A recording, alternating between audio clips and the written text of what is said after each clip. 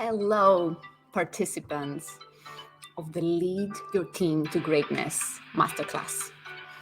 We are on day 2.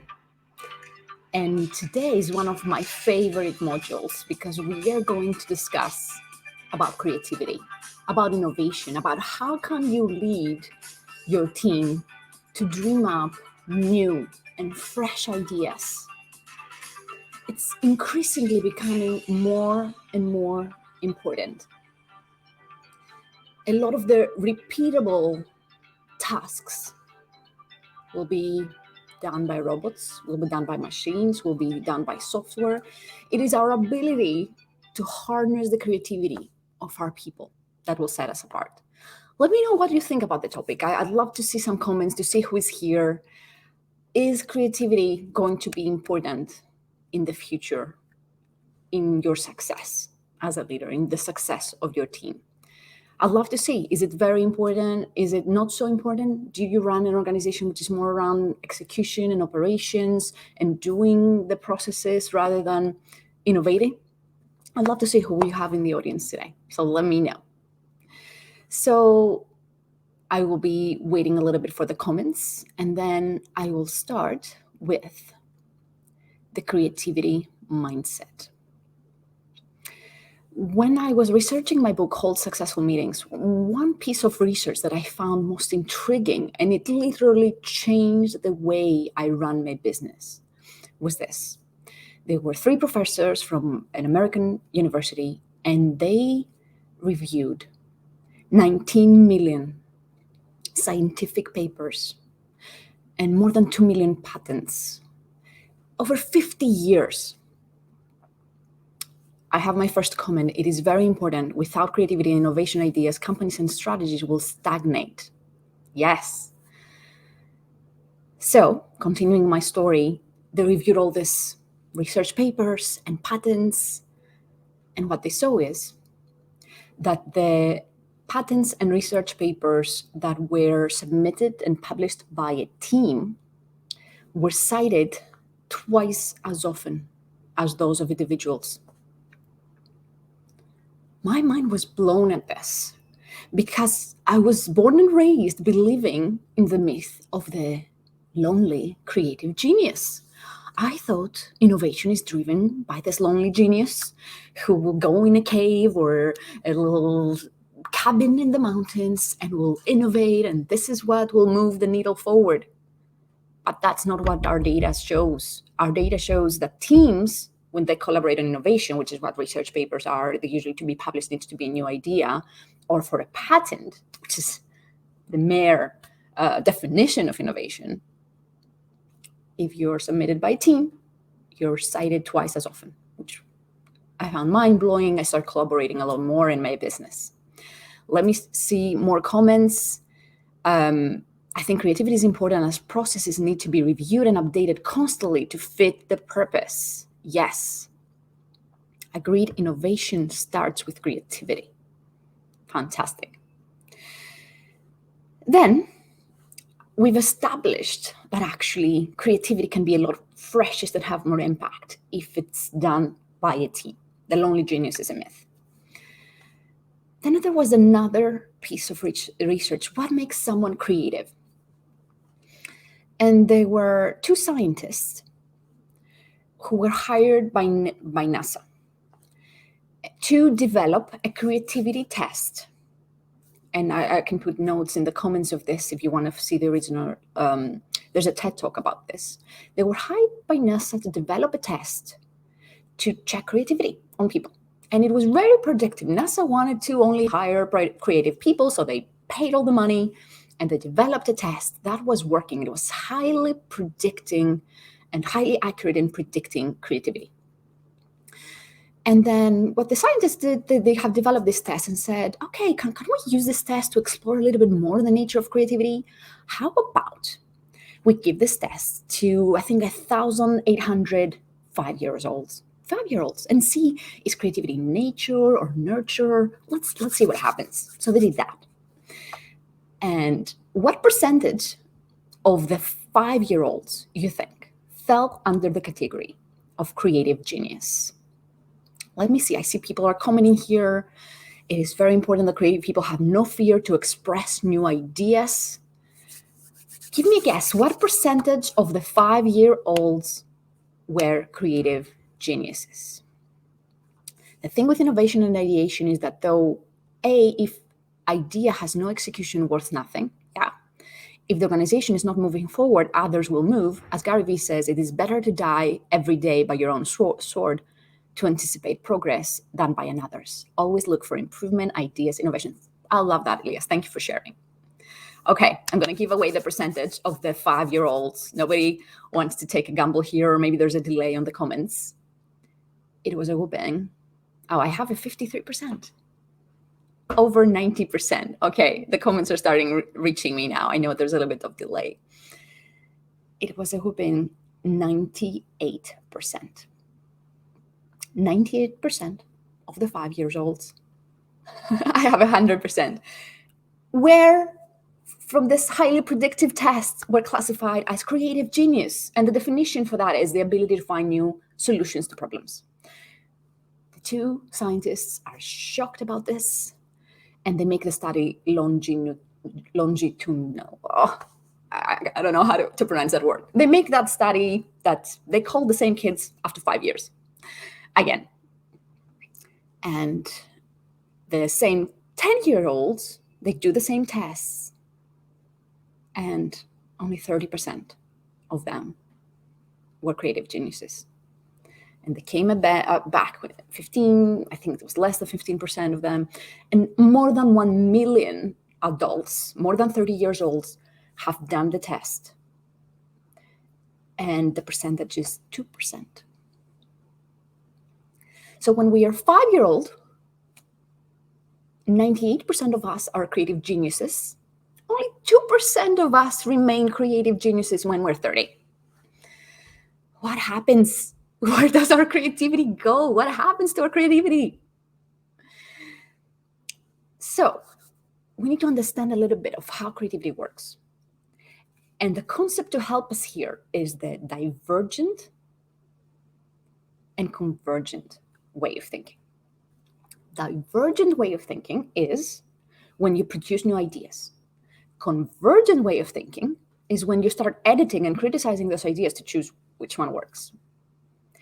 And we've done MRI scans to the brain, and they're completely different parts of the brain that work when we are doing divergent thinking and convergent thinking.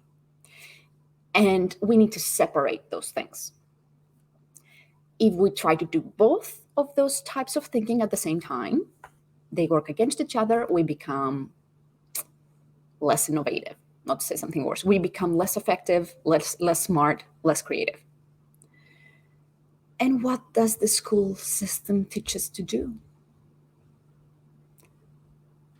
You know, the most popular TED Talk of all time is schools killed creativity. Why do schools kill creativity? Because they're asking you to find solutions to problems, but these solutions need to be correct. So school system has taught us to do divergent and convergent thinking at the same time, and that's why the key reason why school kills creativity. And what do we do in business? We do the same. We'll be in the meeting, someone will bring an idea, and immediately there'll be a reaction. Oh, that's a great idea. Or I don't think that will work. Or we've done this before. Or there'll be a reaction to the idea. And what we need to do is separate the develop ideas, which we're covering today, with the decide, which is what we'll cover tomorrow. Tomorrow, I'll tell you all about how to decide. Today, we're talking about how to develop ideas. So that is the first key insight I want to share with you. If you want your team to be more creative, you need to embrace all ideas. And that's not easy to do, because apart from school that taught us that we need to get it right, otherwise we will get a bad grade. This is not great preparation for business. It's also, a lot of us were trained in the manufacturing mentality. What's the manufacturing mentality? That works for manufacturing brilliantly. And that's why I asked you what type of business you're in. That every single problem, every single product needs to hit a certain standard. In manufacturing, you want all the products to be of high quality. That's what works in manufacturing. But if you bring this in a creative session with your team and you want all the ideas to hit a certain standard, people will not share their ideas out of fear of appearing silly. So the shifting then is from manufacturing mentality that of commitment to high standards. When you're serving clients, by all means, have a commitment to high standards. But when you're ideating with your team, commitment to high standards and manufacturing mentality will not help you. You need to embrace the silliness, the low quality, because you don't care about the quality of the ideas. You only care about the quality of the winning idea. If 90% of the ideas are flops, that's okay. That's okay. That's part of the process. So we need to move from high standards to embracing low quality and building and yes and not criticizing the ideas. The other mindset shift that we need to do is to embrace uncertainty. And there will be people in your team that they will need a closure, because when you're in the developing ideas stage, there's uncertainty. You don't know what the solution is, and that feels freaking uncomfortable. And you need to manage that as a leader, because there will be people that their need for closure will be so high, they will want to go with the first idea that comes out, and probably it's not the best idea. You need to keep saying, what else, and embrace and produce more ideas.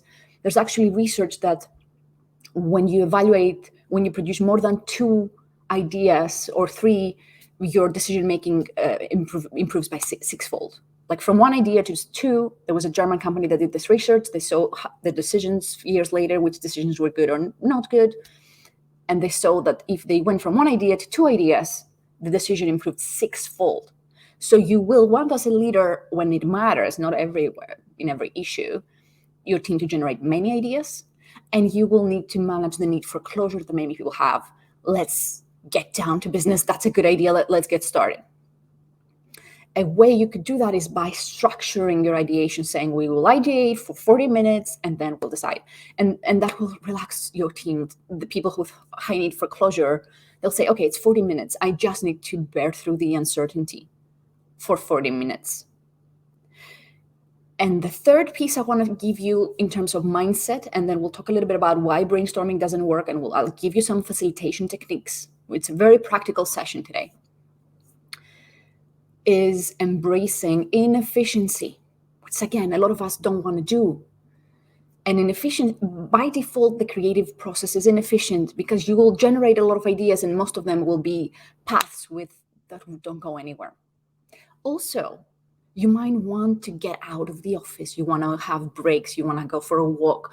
All these things that look inefficient, but we all know that's when ideas come, when we are more relaxed, when we stop working actively on the problem. So you might need to design a process that your team has time to go for a walk or embrace all the inefficiencies for you to have a breakthrough.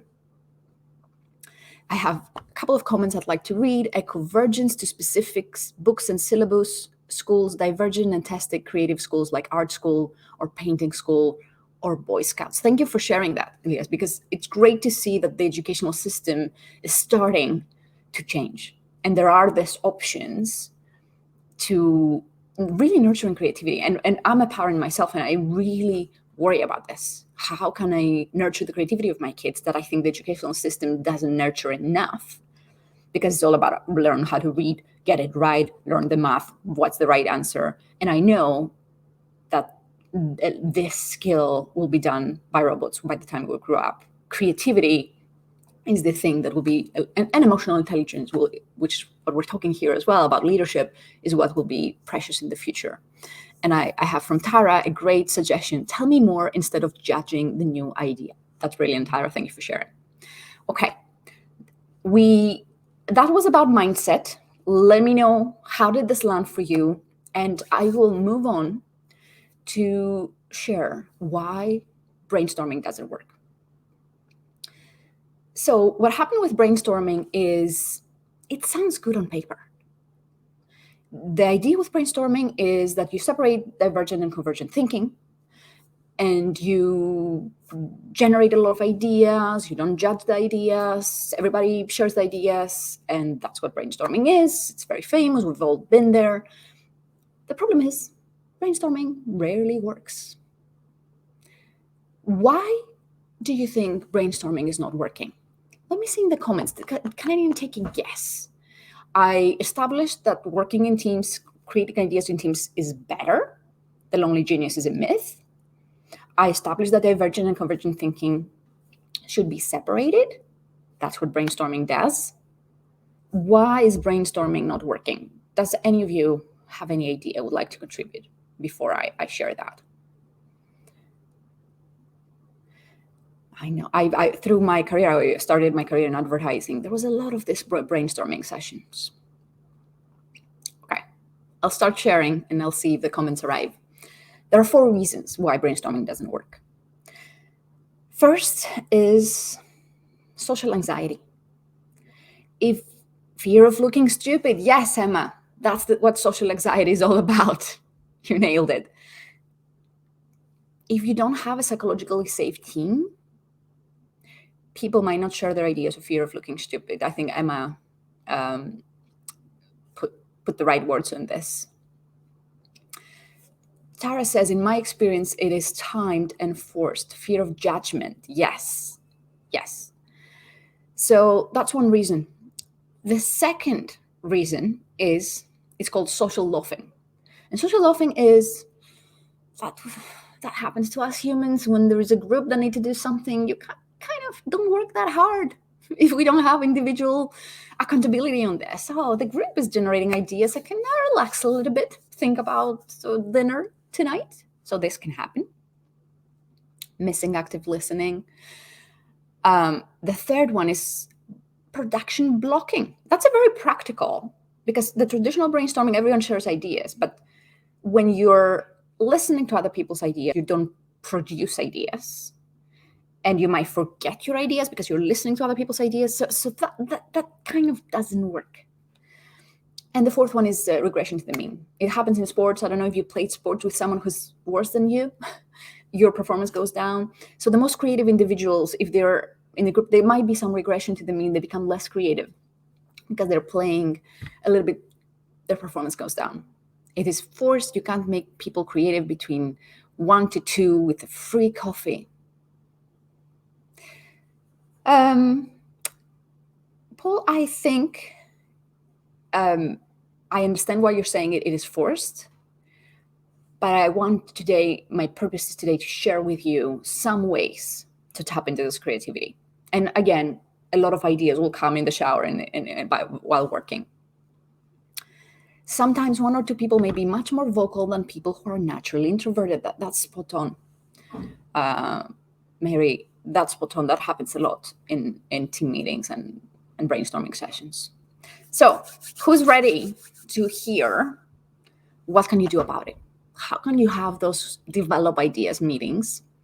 I will share with you some techniques, facilitation techniques that will help you capture the creativity and avoid all these pitfalls from brainstorming, right? Are you ready? So the first one is have the people write down their ideas first. You can see that this avoids so many of the pitfalls of the traditional brainstorming. There's no production blocking because everyone is writing ideas on the same time. You cover this. There's no so much anxiety because you're not sharing it yet. You're generating the ideas. Have them, and there's research. There's been studies on this, that having them this hybrid approach, writing down the ideas first and then sharing them with the group, really produces higher quality and quantity of ideas. What I do when I guided ideation sessions and the people are writing, I always have people write their ideas down first. I may guide them. I may ask them, and again, there's research on this. In the past, they were saying, oh, just brainstorm ideas. By guiding them a little bit, by giving them some prompts and questions and stimulus, you'll have better quality of ideas. And for example, I was running an ideation session and I was guiding them. How would we solve this if we were Apple? And then how would we solve this if we were Cirque du Soleil, right? Creative enterprise. How would we solve this if we were the military and we needed military precision? And by me guiding this, and I had to put some music on the background, people were stimulated and had more ideas. And I remember the military example, someone had this idea, how about we get mercenaries, contractors to solve this? So that's my first tip. Have people write down first and have small groups. If you can, break down the group so it's not a big group, so you manage the social anxiety. Like after people share, write down, have them share their ideas in smaller groups first. The second tip I want to give you is make, again, the ideas tangible. And I say again because we covered some part of the defining the problem yesterday when we talk about defining the vision, make it tangible. The visual processing in our brain takes more space than the verbal processing. So if you have people actually draw their ideas, you will tap into more creativity, which is super cool. There's this technique that's called brain writing, and you draw 3 ideas in your piece of paper, and then without saying anything, you pass this piece of paper to the next person, and they build on your idea, and you get, and this happens, like everyone gets everybody's ideas and gets opportunity to build on the ideas. You have a combination of drawing and writing, I would advise, because sometimes it's hard from the drawing to realize what the idea is. And you just do around until you get your paper and everybody has the opportunity to build on your ideas. That's the brain writing technique, which is pretty cool. And I will give you one more technique. And this is for those of you that lead a team that's pretty new. Maybe they're a little bit competitive. Maybe there's not a lot of psychological safety, and you don't think an ideation session would work because of people not wanting to appear silly and things like that. So do reverse brainstorming. What's reverse brainstorming? Try to cause the issue. Try to cause the problem instead of solving it. So if you want to improve the customer experience in your site, start brainstorming or ideating, not to use the brainstorming word, how can we make the customer experience worse in our website? And that's a great way to remove inhibitions, because people, they don't have to be smart because they're looking for silly ideas. There's going to be laughter. And actually, you can uncover a lot of insights, because by ideating what will make the experience worse, you're bound to find something in there that will solve your initial question of what will make the experience better. All right. This is where the 3 facilitation techniques that I wanted to share with you today. The write it down first individually and then share it in small groups. Make it tangible. Use drawing, images, Lego. Again, you will use more of the brain. And third, try the reverse brainstorming. The last 2 tips I want to give you is what to do when the group is stuck. I have your back.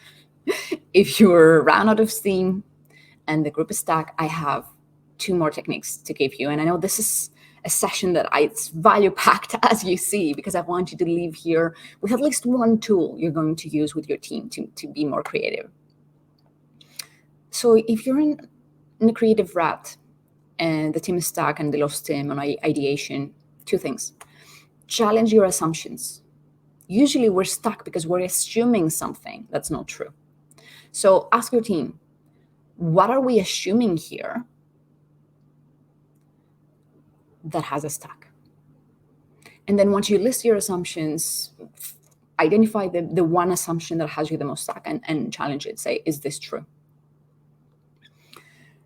And then the second tip I have to give you is probably you also might be stuck because you have not defined the problem correctly. You haven't done what we talked about yesterday. And if you missed yesterday's masterclass, you'll find it for a limited time on my LinkedIn profile. I suggest you go and watch it. So using the ideation techniques, you can try to redefine the problem by brainstorming for questions rather than answers. It's pretty cool. I did that with a team. The problem was, how can we make the customer being more loyal to us? And we were a little bit stuck. And I said, okay, you have 4 minutes. It was a big group. In your breakouts, brainstorm for questions around the topic. And there was one question. It was, are we loyal to the customer?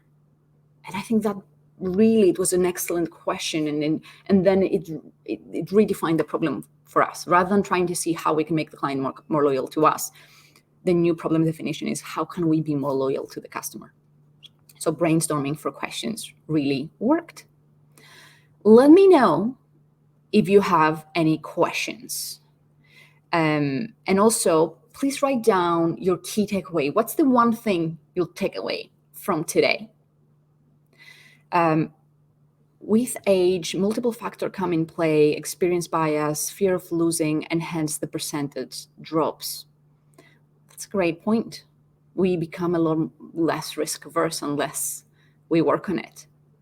I love it. And experience bias, we tend to repeat. We think we know. We need the beginner's mindset to be creative. I like that insight, Pallav. Thank you. And I have shared what I wanted to share for today. Feel free to share the class if you think it was useful, to have more people find it for a limited time. Tomorrow, I'm going to talk all about how to make decisions with your team. What are the 3 types of decision-making processes? What are the biases in decision-making? How can you have productive conflict, not toxic conflict, no absence of conflict, so there's no divide and not inside? We're going to talk all about this tomorrow. Please write your key takeaway from today. And now I will move on to talk to you about one of the coaching programs. Each day I will share a different program from you to not overwhelm you, if you'd like to work closer with me and my team. If you're complete for today, I'll see you tomorrow.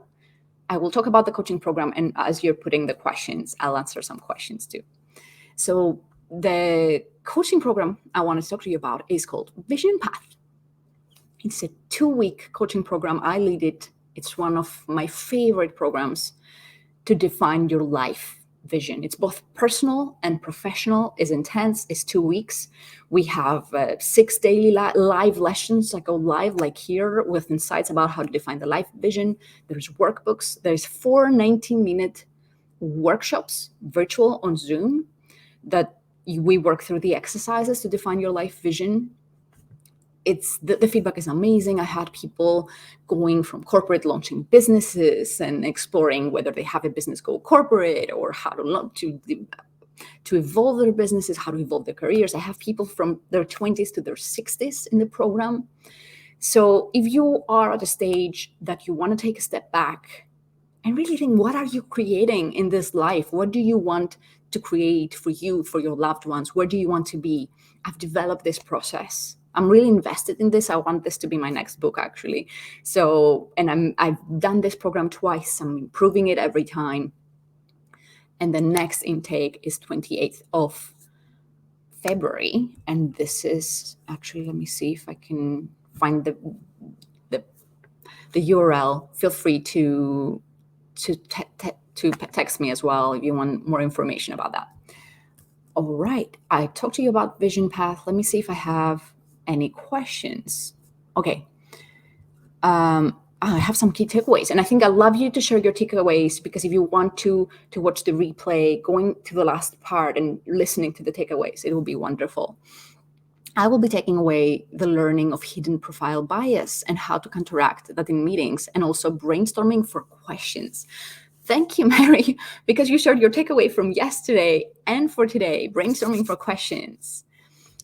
Using ideation with prompts, idea building, reverse problem solving. I love it. I want to try reverse brainstorming. It sounds like it might be fun. Yes, absolutely. All right. Do we have any more questions, key takeaways, comments? This was a lot of fun for me. Thank you for being here. Thank you for engaging and investing in yourselves and wanting to be better leaders for your team. And I think today we got a lot of theory and a lot of practical tools of how to harness that creativity. And I'll see you tomorrow, because we'll start talking about how to make some good decisions, because a lot of the business decisions fail. A lot of people tell me their organizations are making bad decisions. Let's see how to fix this tomorrow. Thank you for being here. See you tomorrow. Bye.